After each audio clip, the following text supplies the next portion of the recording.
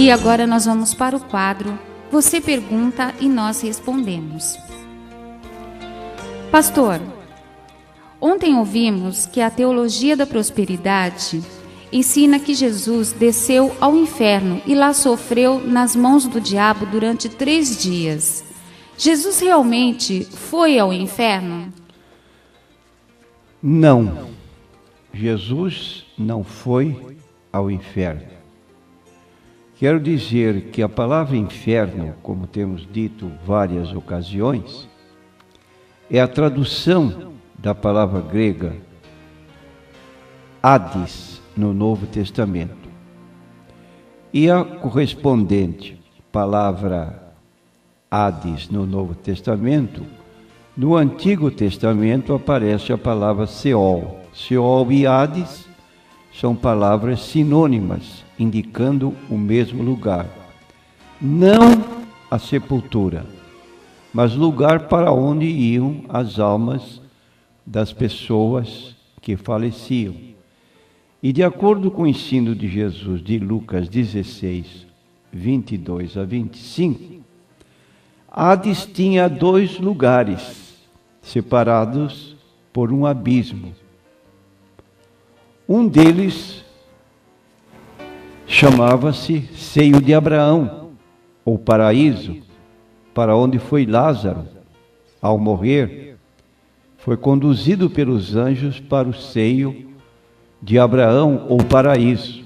Separado deste lugar, havia outro chamado inferno, para onde foi o rico. Enquanto o rico estava em tormentos, Lázaro estava descansando neste seio de Abraão. Foi a este lugar, seio de Abraão, que o Senhor Jesus Cristo esteve durante os 3 dias da sua morte. Enquanto seu corpo estava na sepultura, seu espírito estava no seio de Abraão. O que Jesus foi fazer no seio de Abraão? Foi sofrer nas mãos do diabo, como ensina a chamada teologia da prosperidade? Não.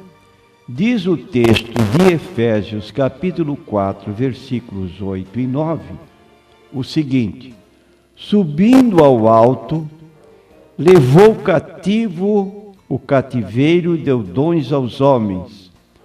Ora, isto ele subiu, que é, senão que também antes tinha descido às partes mais baixas da terra?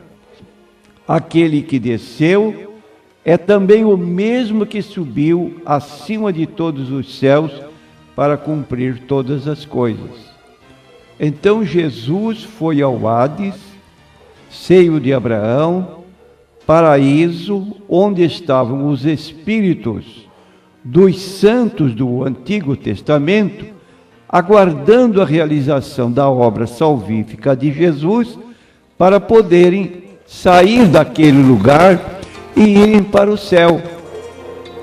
Foi o que Jesus disse ao ladrão da cruz: hoje estarás comigo no paraíso. Não disse: hoje estarás comigo no inferno, como ensina a teologia da prosperidade. Não é possível conciliar a explícita declaração de Cristo sobre a cruz com esse ensino estapafúrdio de que Jesus foi ao inferno, onde pagou a nossa redenção. Ainda lemos na Bíblia que Jesus clamou na cruz: Pai, nas tuas mãos entrego o meu espírito. Está em Lucas 23, 46. Ele não deu o brado dizendo: Satanás, submeta o meu ser às tuas garras. Não. Jesus disse diferente: Pai, nas tuas mãos entrego o meu espírito. Então, repetindo o que diz o livro de Efésios 4, versículo 8 a 10, subindo ao alto, levou cativo o cativeiro. Essa expressão significa os santos do Antigo Testamento que estavam retidos no paraíso, ou seio de Abraão do Hades, e agora eles foram transportados para o céu. E da mesma maneira, quando um cristão morre hoje, não desce ao Hades. Ele sobe para estar com Cristo, como Paulo afirmou em 2 Coríntios, capítulo 5, versículos 6 a 8, dizendo: enquanto estamos no corpo, estamos ausentes do Senhor, mas temos confiança, desejando deixar este corpo para habitar com o Senhor.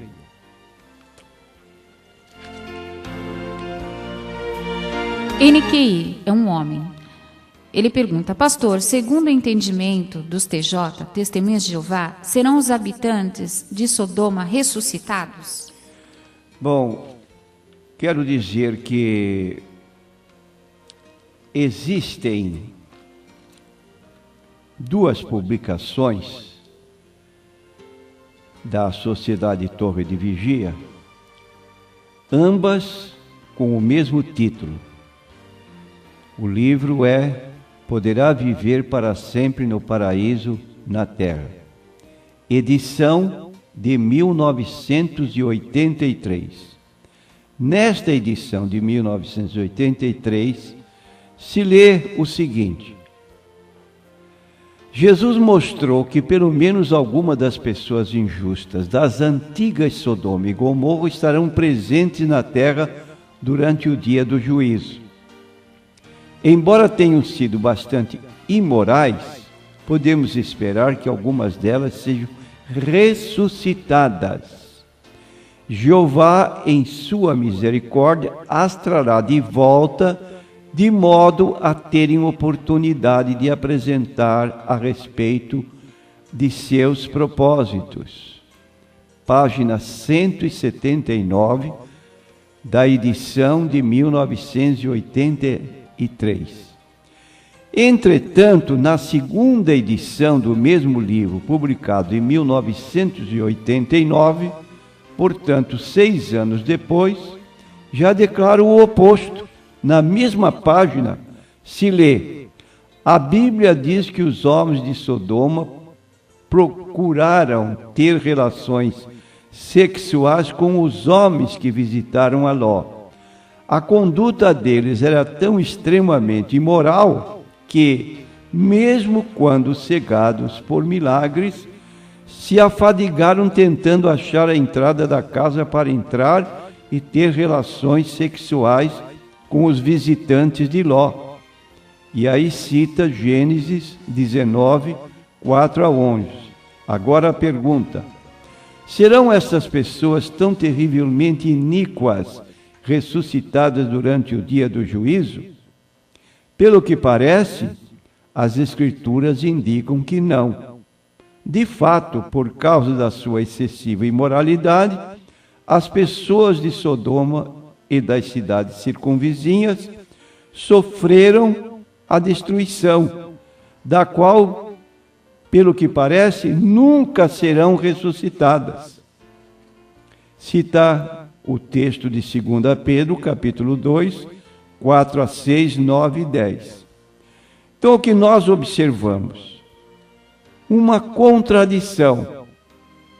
Se perguntássemos com base na edição de 1983, se as pessoas de Sodoma serão ressuscitadas, a resposta seria sim, o povo de Sodoma vai ressuscitar. Mas se pegássemos a edição de 1989, lendo na mesma página, resposta: não, o povo de Sodoma não vai ressuscitar. Bom, o que revela isso?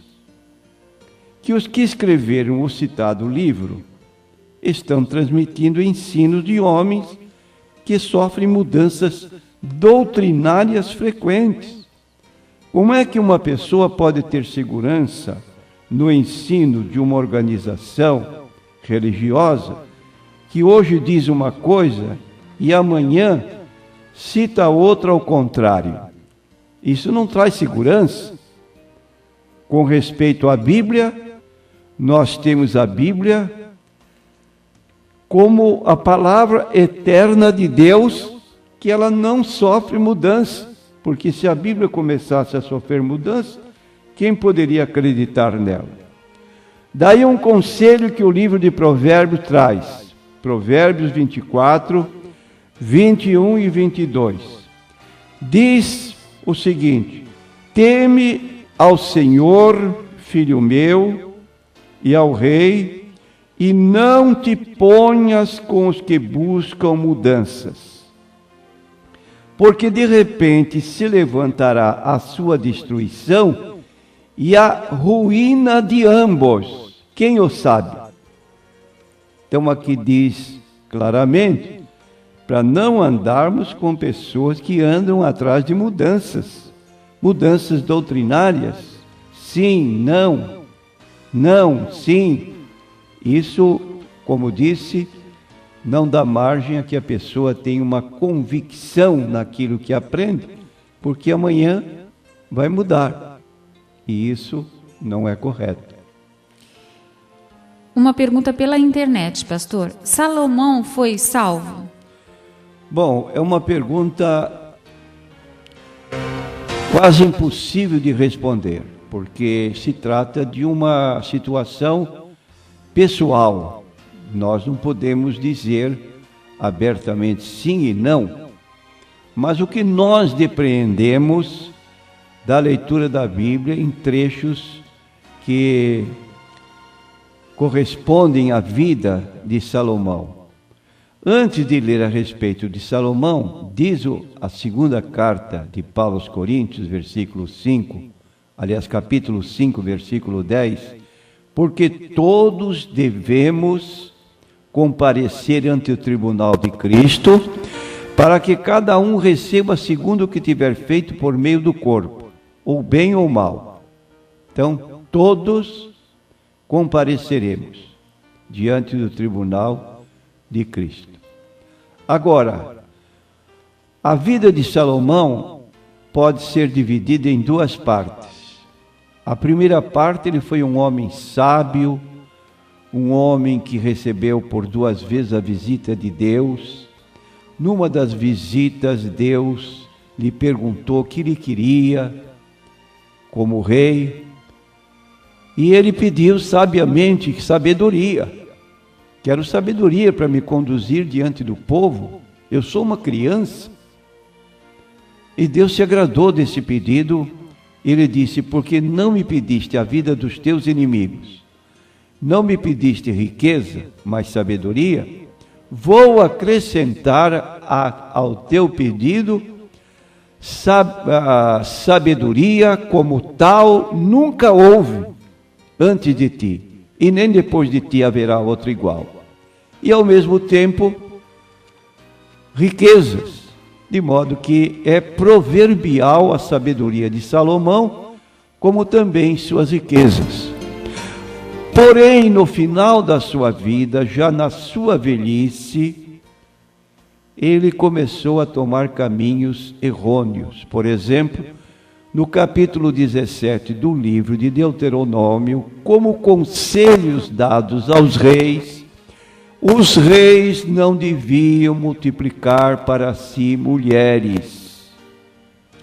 E mais, o livro da lei ficaria ao lado do trono, e o rei tinha obrigação de lê-lo diariamente. Mas parece que isso Salomão não o fez. Então diz o capítulo 11 de 1 Reis, do versículo 1 em diante, o seguinte: e o rei Salomão amou muitas mulheres estrangeiras, além da filha de Faraó, moabitas, amonitas, edomitas, sidônias e edeias, das nações de que o Senhor tinha falado aos filhos de Israel. Não chegareis a elas, e elas não chegarão a vós. De outra maneira perverterão o vosso coração para seguir os seus deuses. A estas se uniu Salomão com amor, e tinha 700 mulheres, princesas, e 300 concubinas, e suas mulheres lhe perverteram o coração, Porque sucedeu que no tempo da velhice de Salomão, suas mulheres lhe perverteram o coração para seguir outros deuses. E o seu coração não era perfeito para com o Senhor seu Deus, como o coração de Davi seu pai. Porque Salomão seguiu a Astarote, deusa dos Sidônios, a Milcom, abominação dos Amonitas. Assim fez Salomão o que parecia mal aos olhos do Senhor, e não perseverou em seguir ao Senhor como Davi seu pai. Então edificou Salomão um alto a Quemós, abominação dos Moabitas, sobre o monte que está diante de Jerusalém, e a Moloque, abominação dos filhos de Amon. E assim fez para com todas as suas mulheres estrangeiras, as quais queimavam incenso e sacrificavam aos seus deuses, pelo que o Senhor se indignou contra Salomão, porquanto desviara o seu coração do Senhor, Deus de Israel, o qual 2 vezes lhe aparecera. E, finalmente, no Apocalipse, capítulo 21, versículo 8, diz o texto: quanto aos tímidos, e aos incrédulos, e aos abomináveis, e aos mentirosos, e a sua parte será no lago que arde com fogo e enxofre, que é a segunda morte. Então Salomão se tornou idólatra. E o lugar do idólatra, se ele não se arrepender, como diz aqui Apocalipse 21 e 8, é a perdição. A perdição.